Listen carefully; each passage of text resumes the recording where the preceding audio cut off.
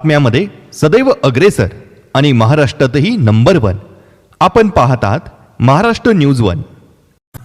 घरगुती गॅस साठेबाजी व काळाबाजारावर लगाम। शेगाव तालुक्यात विशेष तपासणी मोहीम सुरू। घरगुती एलपीजी गॅसचा तुटवडा निर्माण होऊ नये तसेच गॅसची साठेबाजी व काळाबाजार रोखण्यासाठी शेगाव तहसील प्रशासनाने विशेष तपासणी मोहीम सुरू केली आहे। आखाती देशांमध्ये निर्माण झालेल्या युद्धजन्य परिस्थितीच्या पार्श्वभूमीवर ही कार्यवाही हाती घेण्यात आली आहे।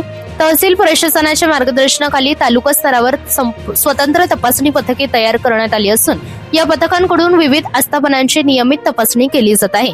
गॅस एजन्सीसह हॉटेल्स, रेस्टॉरंट्स, उपाहारगृहे, खानावळ, ढाबे, बार, रिसॉर्ट, स्वीट मार्ट तसेच विविध खाद्यपदार्थ विक्री करणारे ठेले या ठिकाणी घरगुती गॅस सिलेंडरचा व्यावसायिक वापर होत आहे का, तसेच कुठे साठेबाजी किंवा अनधिकृत विक्री केली जात आहे का याची विशेष पाहणी केली जात आहे।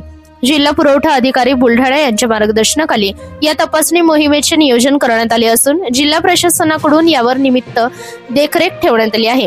तसेच विभागीय आयुक्त स्तरावरूनही तालुकानिहाय तपासण्यांचा आढावा घेतला जात असल्याची माहिती प्रशासनाकडून देण्यात आली आहे। दरम्यान तहसीलदार शेगाव यांनी नागरिकांना आवाहन केले आहे की कुठेही घरगुती गॅसचा अनधिकृत साठा, काळा बाजार अथवा घरगुती गॅसचा वापर हॉटेल किंवा इतर व्यावसायिक कारणांसाठी होत असल्याचे आढळल्यास तात्काळ पुरवठा विभाग, तहसील कार्यालय शेगाव येथे माहिती द्यावी।